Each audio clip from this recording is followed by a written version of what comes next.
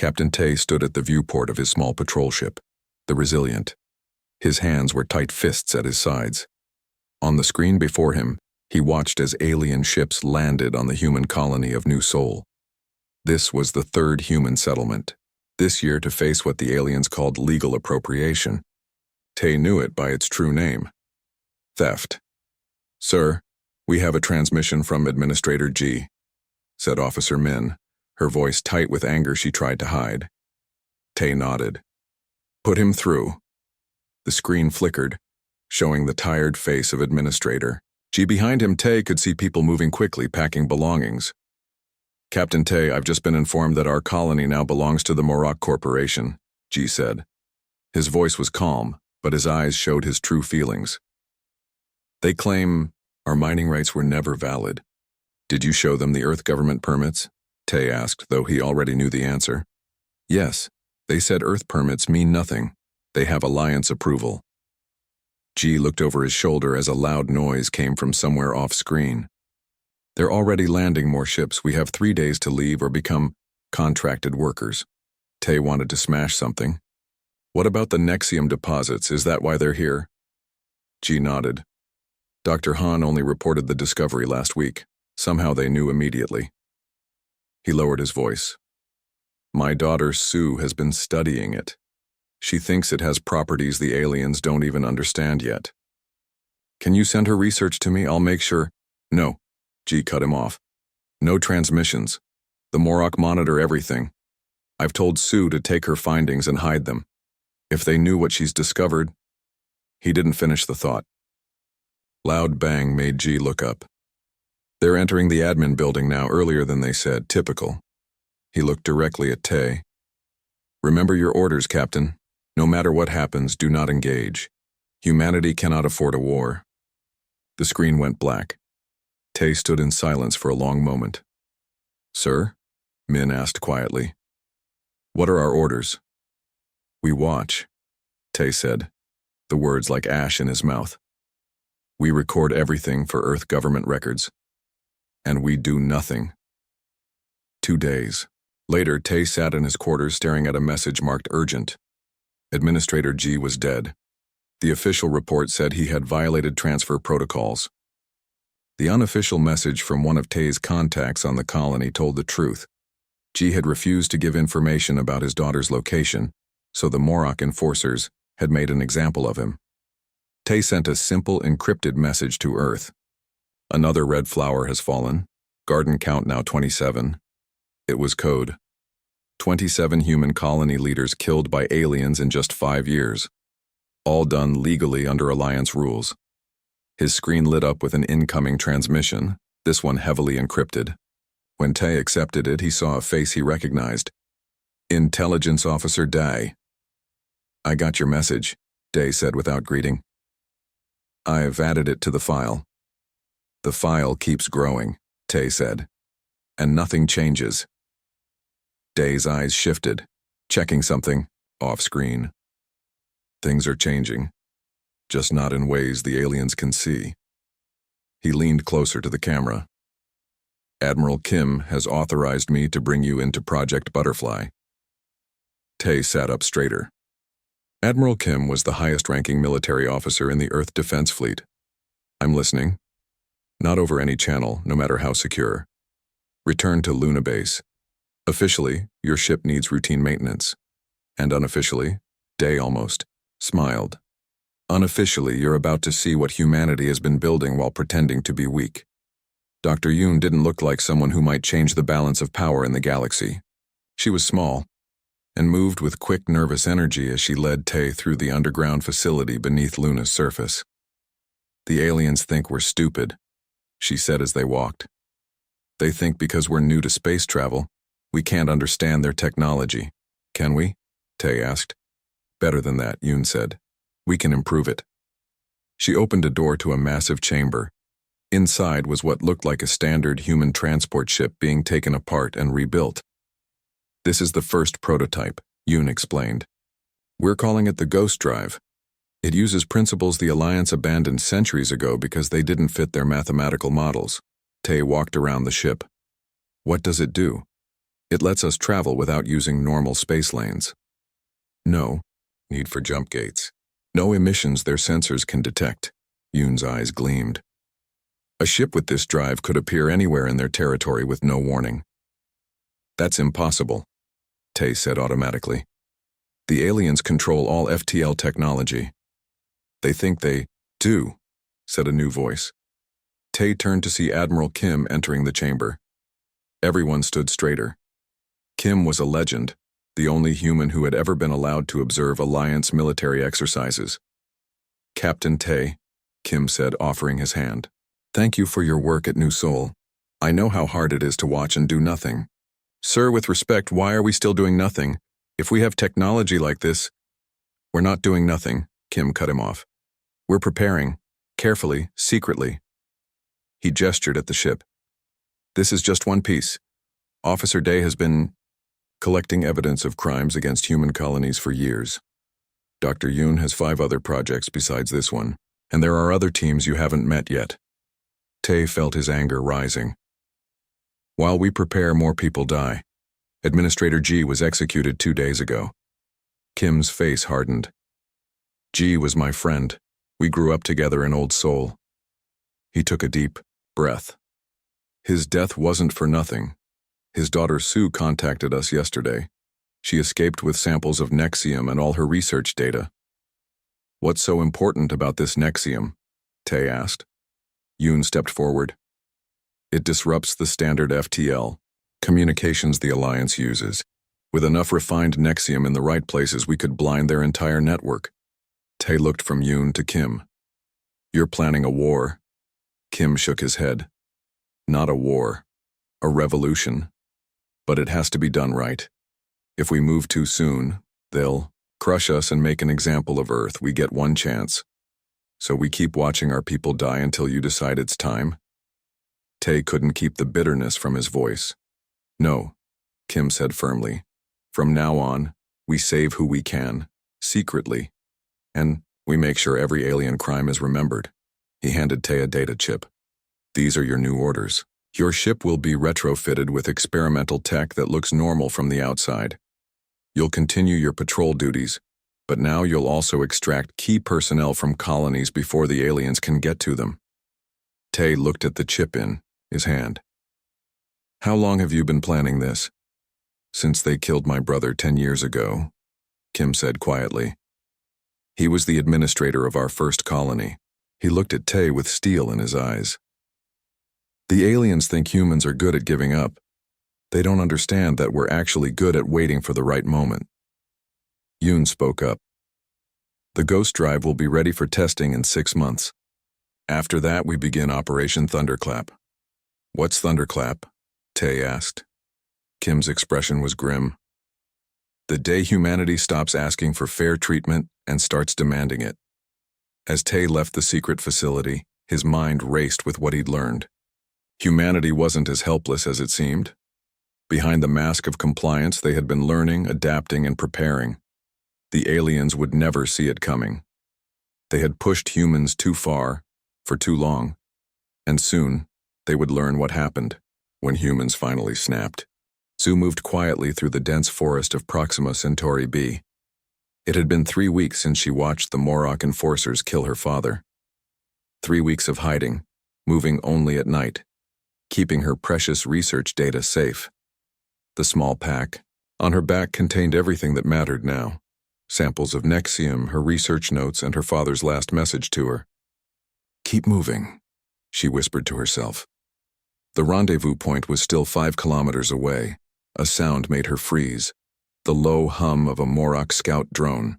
She pressed herself against the trunk of a large tree and held her breath. The drone passed overhead, its scanning beam sweeping the forest floor. Sue knew these drones couldn't detect humans well. The Morok had programmed them for their own body heat patterns, not human ones. Another example of alien arrogance that might save her life. When the drone was gone, Sue continued her journey. Her father had told her to trust Captain Tae. She hoped that trust wasn't misplaced. On his ship, the resilient Captain Tae checked the time again. Sue was late. Maybe the Morok had found her. Maybe she'd decided not to trust him. Either way, he couldn't wait much longer. The longer his ship orbited Proxima Centauri b, the more likely the Morok would notice. "Sir," Officer Min called from her station. "I'm picking up a small heat signature at the rendezvous point." Tay moved to her console. "Is it her?" "Pattern matches human. Small build, moving carefully." Min looked up. "Should I send the shuttle?" Tay hesitated. This could be a trap. But if it wasn't and he left Sue behind? "Send the shuttle. I'll go myself." Min frowned. "Sir, that's against protocol. So is everything we're doing now." Tay replied, already moving toward the shuttle bay. "If I'm not back in 30 minutes, leave without me." The small shuttle descended through the planet's atmosphere, its stealth systems making it nearly invisible. Tay landed in a small clearing and waited, weapon ready. The forest was silent, except for the soft sounds of local wildlife. Then he saw her, a small figure emerging from the trees, moving cautiously. Even from a distance, he could see she was exhausted. "Administrator G's daughter?" he called softly. She stopped. "Captain Tay?" "Yes, we need to hurry." She ran the rest of the way, to the shuttle. As soon as she was inside, Tay closed the door and initiated takeoff. "Did anyone follow you?" he asked. Sue shook her head. "I don't think so. The Morok aren't very good at tracking humans on foot." She looked out the window as they rose above the trees. "That's my home down there. Or it was." Tay didn't know what to say. He'd seen too many humans forced from their homes by aliens who saw them as nothing but a nuisance. "Your father was a brave man," he finally said. Sue's eyes hardened. "Bravery? Didn't save him. Or our colony." She patted her pack. "But maybe this will help save the next one." The journey to Luna Base took 2 weeks. Tay had to take indirect routes to avoid Alliance patrols. He used the time to learn more about Sue and her discovery. "Nexium isn't just a rare mineral," she explained, showing him her notes. "It has unique properties when exposed to certain energy fields. It can absorb and redirect the energy in ways that shouldn't be possible." "And the aliens don't know this?" Tay asked. "They know it's valuable, but they don't understand it like I do." There was no pride in her voice, just fact. "Their scientists follow standard methods. When they test Nexium, they'll use the same approaches they've used for centuries." "But you tried something different," Sue nodded. "I tried a human approach. We're good at thinking in new ways because we haven't been taught there's only one right way." She pulled out a small container from her pack. Inside was a glowing blue crystal. "This is processed Nexium. Watch." She tapped a small device, and suddenly the ship's long-range communication system shut down. All the screens went dark. Tay jumped up. "What did you do?"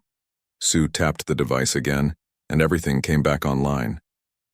"I disrupted the energy pattern. Any system using standard Alliance protocols will fail when exposed to activated Nexium." Tay stared at the small crystal. "And you have more?" "No, but I know how to make more. And I know where to find the raw materials." She put the crystal away. "Your Admiral Kim will want this information." Officer Day was waiting when they docked at Luna Base. His normally calm face showed surprise when Sue stepped off the ship. "You succeeded," he said to Tay. "Admiral Kim will be pleased." "Where is he?" Tay asked. "In emergency meetings." "There's been another incident." Tay felt his stomach tighten. "Where?" "The Europa colony. The Arvani claimed the humans were threatening environmental stability. They took control 2 days ago." Day's voice was flat. 23 dead, including children." Sue made a small sound. Tay put a hand on her shoulder. "We need to act now," Tay said. "Sue has something that could change everything." Day looked at the young scientist. "Follow me, both of you." Dr. Yoon was waiting in her lab with Admiral Kim. When Sue showed them the Nexium crystal and demonstrated its effects, the room went silent. "Can you replicate this?" Kim asked. "Yes," Sue said. "But we need more raw Nexium, which the Morok now control." Yoon added. Kim paced the room. The Ghost Drive prototype is nearly complete. With that and this Nexium technology, he looked at each person in the room. We're moving up the timeline. Sir? Tae asked. Operation Thunderclap, Kim said. Originally planned for next year. Now we go in 6 months. Yoon gasped. That's not enough time. It has to be, Kim said firmly. The Arvani are planning to standardize their control systems across all colonies near human space. Once that happens, we lose our advantage of knowing their technology.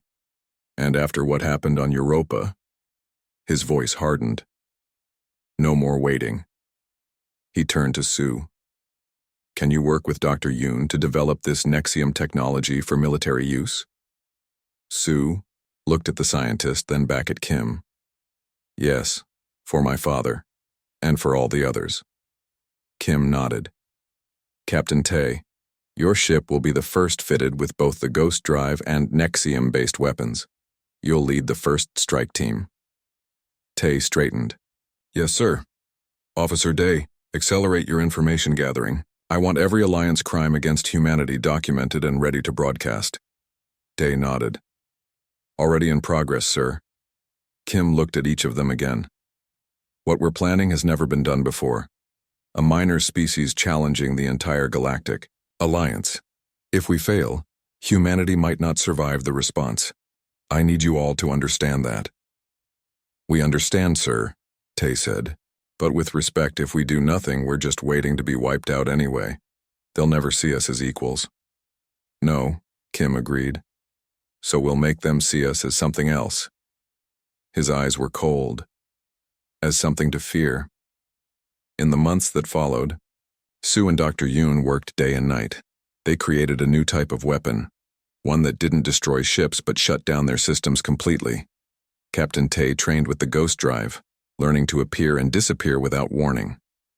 And Officer Day collected evidence of every crime, every injustice, every broken promise the aliens had made to humanity. The breaking point had come. Humans had been patient, had played by the aliens' rules, had endured loss after loss.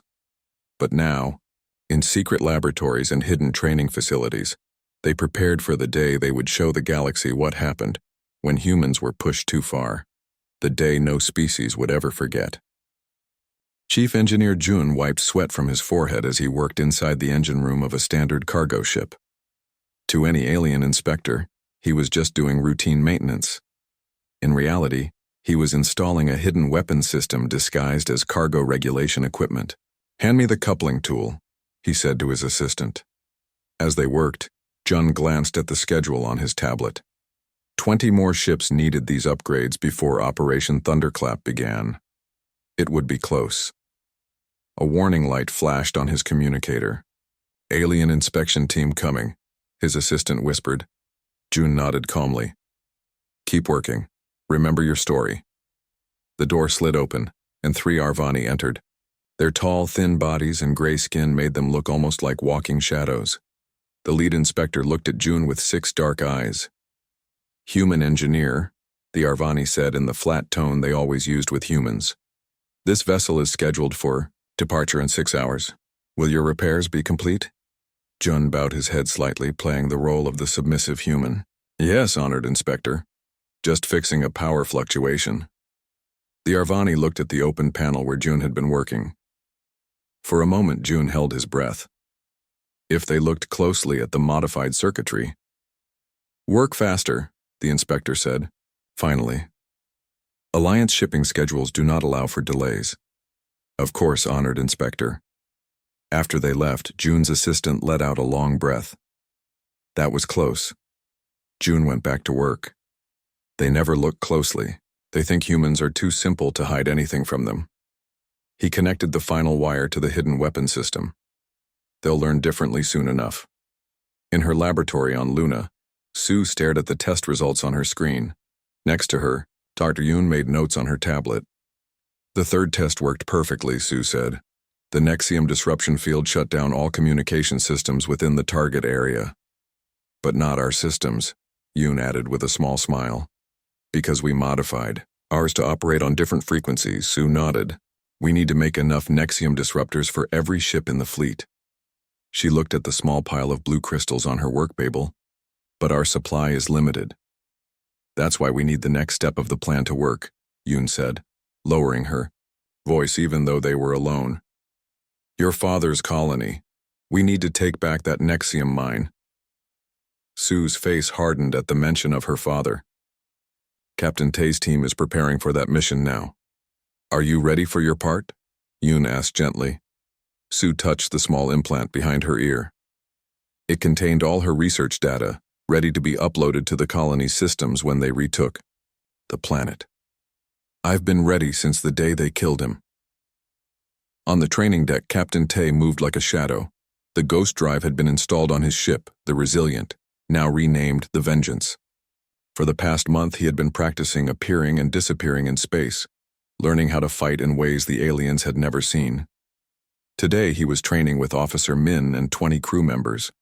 They moved silently through a mock-up of a Morok mining facility, the same layout as the one on Proxima Centauri b. Remember, Tae said to his team, speed and surprise are our advantages. The Morok will be confused when their systems fail. We'll have 90 seconds before their backup systems engage. Min checked her weapon, a new design that fired concentrated energy pulses that could stun or kill depending on the setting. And our primary goal? Secure the control room and communications center, Tae replied. No killing unless absolutely necessary. We want to show the galaxy we're different from them. One of the younger crew members back looked uncertain. What if they've killed more colonists, the ones they kept as workers? Tae put a hand on Bayek's shoulder. Then we remember those deaths, we document them, and we make sure the galaxy knows what happened, but we don't become like them. Beck nodded slowly. Yes, sir. Tae looked at his watch. Again from the beginning. We need to do this in under 5 minutes. As his team reset their positions, Tae thought about everything that was riding on their mission. If they failed, not only would they likely die, but the entire human rebellion might be discovered too soon. Everything had to work perfectly. In his secure office, Admiral Kim reviewed reports from across human space. Officer Day stood nearby, ready to answer questions. The Ghost Fleet is at 80% readiness, Kim said, looking at one report. Jun's weapons installations are proceeding on schedule. Dr. Yoon and Sue have produced enough Nexium disruptors for the primary targets. He looked up at Day. And your work? Day touched a control on his tablet, and the wall screen filled with images and video clips. All documented Alliance crimes against humanity, categorized by species, severity, and location. Over 15,000 incidents in the past decade alone. Kim studied the screen. The Morok and Arvani are the worst offenders. Yes, sir. The Talari have the fewest documented abuses against us. They've even spoken in our favor at Alliance meetings, though they were outvoted. Kim made a note. Remember that. When this is over, we may need allies. He stood and walked to the window, looking out at the Earth hanging in the blackness of space. Do you know why I joined the Defense Fleet, Day? To protect Earth, sir. Kim shook his head. To protect humanity. Not just the planet, but what makes us human. He turned to face Day. The aliens think we're weak because we value compassion and cooperation. They see our willingness to compromise as a flaw. Isn't it, sir? Look where compromise has gotten us. No, Kim said firmly. Our capacity for kindness is a strength, as is our capacity for righteous anger when that kindness is abused. He touched a control and a new image appeared on the screen, a map of planned attacks. We attack in exactly 1 week.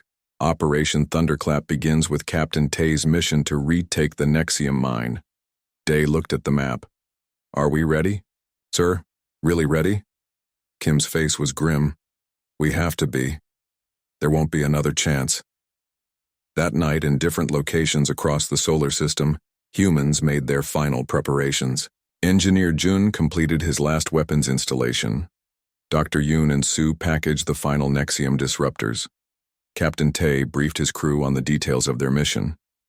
And Officer Day prepared the evidence broadcasts that would play across All Alliance channels when the attack began.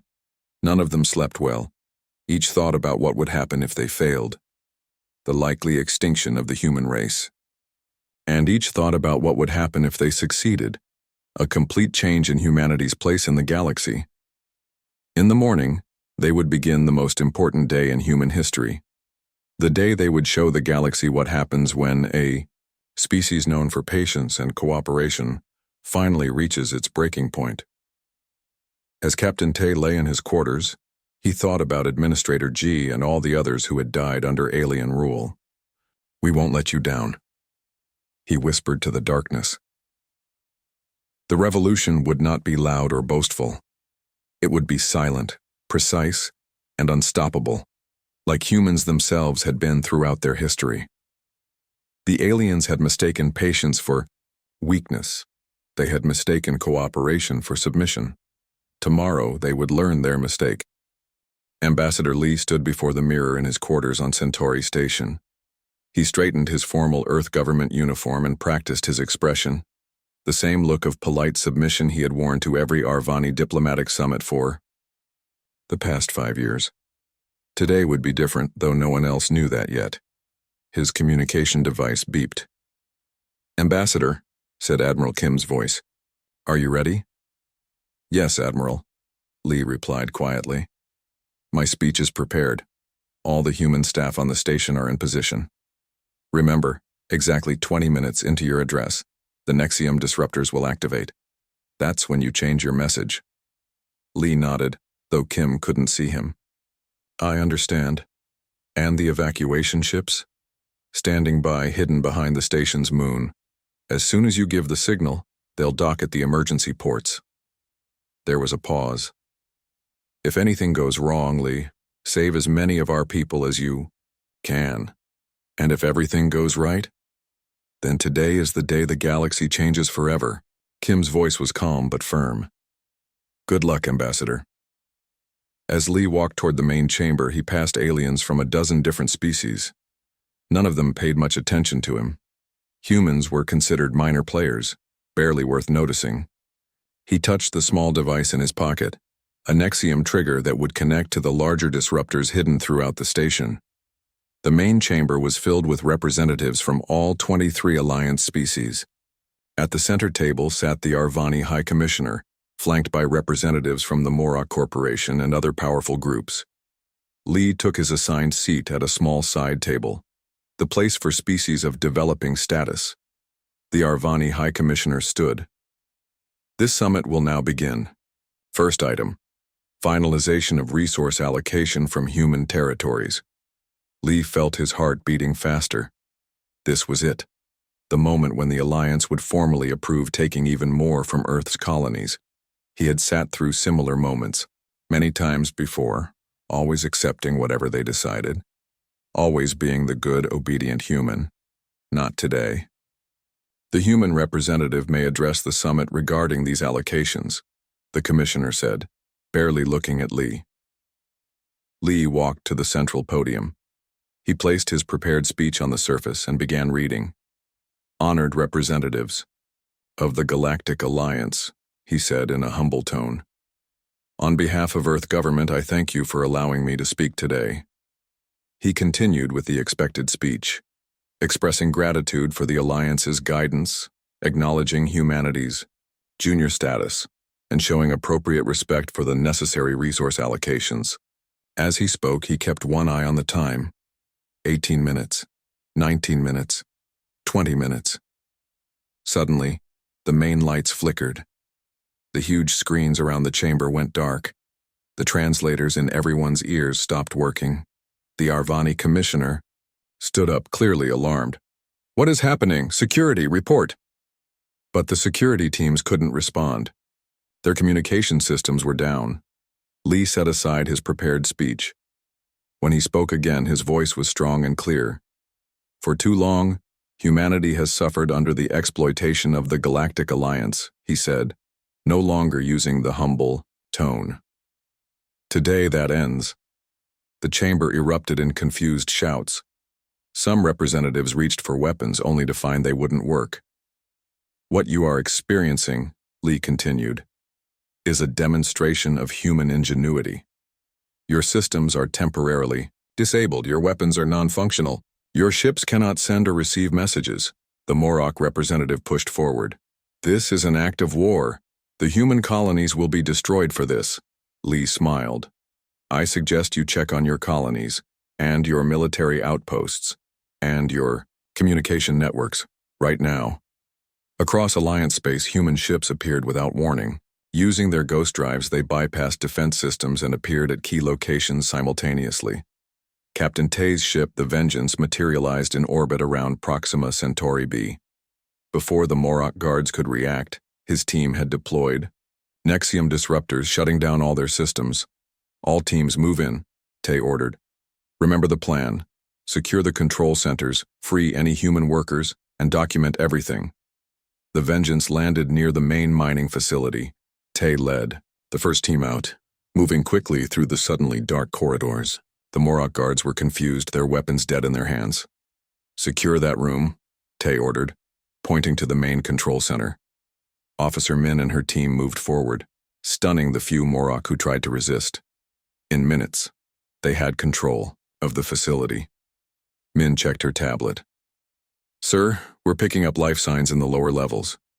Many humans. Tay felt his stomach tighten. The workers. Let's go. They rushed to the lower levels where they found over 100 humans living in terrible conditions. Many were sick or injured. All showed signs of hard labor and poor treatment. We're from Earth, Tay told them. We're here to take you home. An old man stepped forward. You came back for us? After all this time? We never forgot you, Tay said, helping the man sit down. And we're making sure no one else ever forgets what happened here either. He nodded to Officer Bayek, who activated a special camera designed to broadcast through the Nexium disruption field. Show everything. The galaxy needs to see. Across human space, similar scenes played out. Human ships appeared at Morok and Arvani outposts. Nexium disruptors activated, shutting down alien systems, and carefully planned teams moved in, taking control without unnecessary bloodshed. At each location, they found evidence of crimes against humans, and at each location, they broadcast that evidence to every corner of the galaxy that still had working communications. On Centauri Station, Ambassador Lee watched as the screens came back to life, but instead of showing the normal Alliance feeds, they displayed images from a dozen human operations happening simultaneously. The Arvani and Morok representatives stared in shock as they saw their facilities being taken over by humans who had appeared out of nowhere. This is impossible, the Arvani commissioner whispered. How did you bypass our defenses? We didn't, Lee said. We found a different way through, a human way. The screens now showed the conditions of human workers in the colonies. The sick and injured, the overcrowded living spaces, the evidence of beatings and even killings. For years we documented every crime against humanity, Lee said, his voice carrying through the silent chamber. Every broken agreement, every stolen resource, every human life taken by Alliance species who considered us less than them. He pressed another button on his device and the screens changed again. Now they showed Earth ships in position around key Alliance facilities. Not firing, just waiting. We are not declaring war, Lee continued. We could have killed your people as easily as you killed ours. Instead, we chose to show you that the balance of power has changed. The Talari representative, whose species had always been more sympathetic to humans, stepped forward.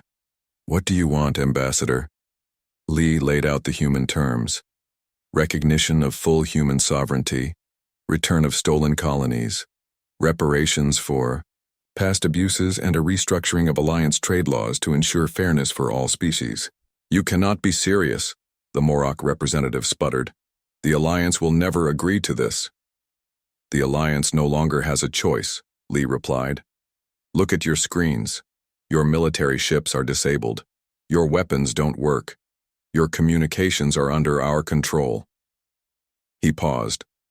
But most importantly, the truth about how you've treated us is now being broadcast to every world in the galaxy. The Talari representative looked troubled. These images, are they real? Everyone, Lee said, and we have thousands more. Just then Captain Tay's face appeared on the main screen. Ambassador Lee, Proxima Centauri B is secure. We've found 137 human survivors being used as forced labor. Their condition is, sir, it's worse than we expected. Lee felt cold anger but kept his voice steady. Document everything, Captain, and provide all possible medical care. The Arvani commissioner had been watching silently. Now he spoke, his voice filled with contempt. This changes nothing. You are still a minor species. Once we regroup, the full might of the Alliance will crush your little rebellion. Lee smiled sadly. I don't think so. You see, we've been studying you for decades, learning your weaknesses, finding your blind spots. He looked around the chamber, and we've discovered something important. Many of your member species are also unhappy with how the Arvani and Morok control everything. Murmurs spread through the chamber as representatives of smaller Alliance species looked at each other. Today, Lee said, is not just about humanity standing up. It's about changing the galaxy so that no species can dominate others through force and manipulation. A new beginning. As he finished speaking, more screens lit up around the chamber. Admiral Kim's face appeared along with other human leaders from across Earth's territories.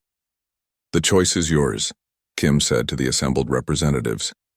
A new galaxy based on mutual respect and fair exchange, or a conflict that will damage everyone. Humanity has been patient long enough. Now, we demand justice, the day of reckoning. Had come, and no species in the galaxy would ever forget it. 1 month after Operation Thunderclap, Captain Tay stood on the observation deck of the newly established human embassy on Centauri Station. The station had changed. Where once humans were barely tolerated visitors, now they walked with confidence, treated with cautious respect by the other species. Quite a view, isn't it? Said a voice behind him. Tay turned to see Sue approaching. She looked different now, more confident, her father's quiet strength visible in her face. How are the negotiations going? Tay asked. Sue joined him at the viewport. Slowly. The Arvani still don't want to admit they were wrong. The Morok are even worse. They keep claiming all their actions were legally justified. And the evidence broadcasts? Still playing on every channel in every corner of the galaxy, Sue said with satisfaction. Officer Day made sure they can't be blocked. Every day more species see what was done to humans in the name of progress. Tay looked out at the ships moving around the station. Human vessels now patrolled openly alongside Alliance ships. I still can't believe we did it. That we actually changed things. My father would be proud, Sue said quietly. Of all of us. The door slid open and Officer Min entered. Captain, Admiral Kim is requesting you both join him in the main conference room. The Alliance Council is ready to vote. The main conference chamber was packed with representatives from all Alliance species. Admiral Kim and Ambassador Lee sat at the center table, a place that would have been unthinkable for humans just a month ago. The Arvani Supreme Commander stood opposite them, his gray face tight with anger. Before this vote takes place, he said, I must once again state that the Arvani Collective considers the human actions to be acts of war. We demand immediate military response. Murmurs filled the room. The Supreme Commander had been making the same demand since Operation Thunderclap began, but his support was shrinking daily. The Talari representative rose. Talari were known for their calm wisdom and philosophical approach to politics. Their blue-tinged skin and 4 arms made them stand out in any gathering. We have reviewed all evidence provided by the humans, the Talari said. We have also conducted our own investigation into the treatment of human colonies. The findings are, he paused, deeply troubling. The Talari Union supports the human terms and proposes acceptance of their offer of alliance. The Arvani, Commander slammed his hand on the table. Traitors, the humans used illegal technology to attack Alliance facilities. Ambassador Lee spoke, his voice calm. We used technology you dismissed as worthless. We found solutions you overlooked because of your certainty that your way was the only way. He stood to address the full council. Humanity doesn't want war. We never did. We just want to be treated fairly, to be respected, and to ensure no other species suffers as we have. The Morok representative jumped up. This is absurd. The Morok Corporation had legal claims to all resources that... Captain Tay stepped forward and activated a small device. The screens around the chamber lit up with new images.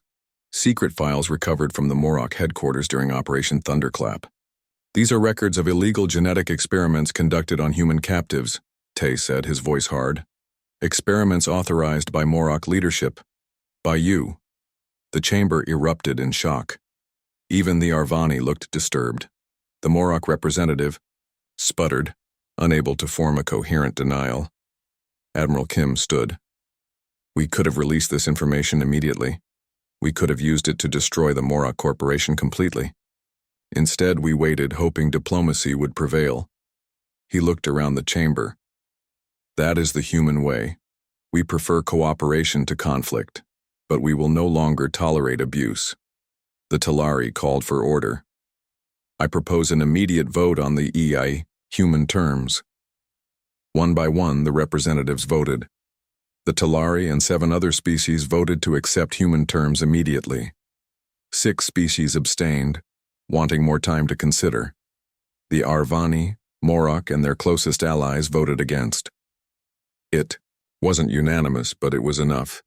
The alliance had fractured and a new coalition was forming, one that included humanity as equals. 3 months later, Sue stood in her new laboratory on Proxima Centauri b. The colony had been rebuilt, with both humans and Talari scientists working together to study Nexium properly. Dr. Yoon entered carrying new test results. The Talari approach combined with our methods is producing better results than either of us could have achieved alone, she said. Sue nodded. That's what we hoped for.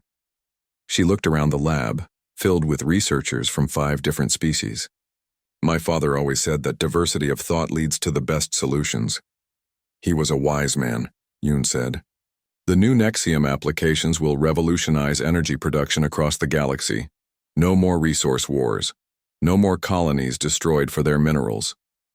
Through the window, Sue could see the memorial that had been built to honor her father and the other humans who had died under Morok rule. It wasn't just humans who visited it. Every day, aliens from the new Galactic Confederation came to pay respects and learn about what had happened here. Is it strange, Sue asked, that after everything they did to us, we're now helping them? Yoon considered this. Not strange, just human. We fight when we must, but we prefer to build rather than destroy. On Earth, Admiral Kim and Officer Day walked through the newly established Galactic Academy. Young beings from 20 different species trained together, learning from each other's strengths. The first-class graduates next month, Day said, including aliens who want to serve on human ships, Kim nodded, and humans who want to serve on Talari and other allied vessels. They stopped at a window overlooking the training grounds. Human instructors worked alongside alien experts, teaching combat techniques, science, engineering, and diplomacy. Do you ever wonder if we did the right thing? Day asked quietly. Not fighting back for so long, I mean. Kim thought about this. I used to, but now I think our patience gave us the time we needed to prepare properly.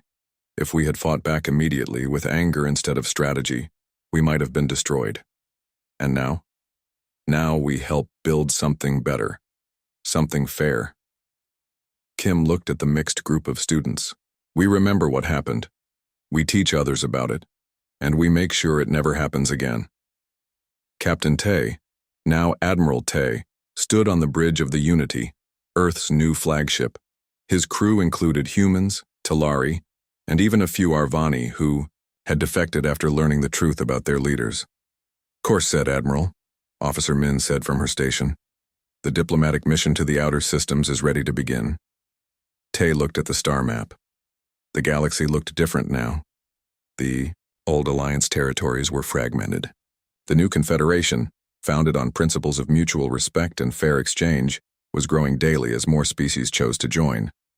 Let's go, Tay said. There are still species out there who suffered under Alliance rule, species who need to know they're not alone anymore. As the Unity moved away from Earth, Tay thought about how much had changed. Humans were no longer seen as primitive newcomers to be exploited. They were respected, even feared by some. But more importantly, they were becoming known for something else. Their commitment to fairness and their willingness to stand up for others who couldn't stand up for themselves. The galaxy would never forget the day humans finally snapped. But they would also never forget what humans did afterward, how they chose justice over revenge, building over destruction, and hope over hatred. That was humanity's true strength. And now, the whole galaxy knew it.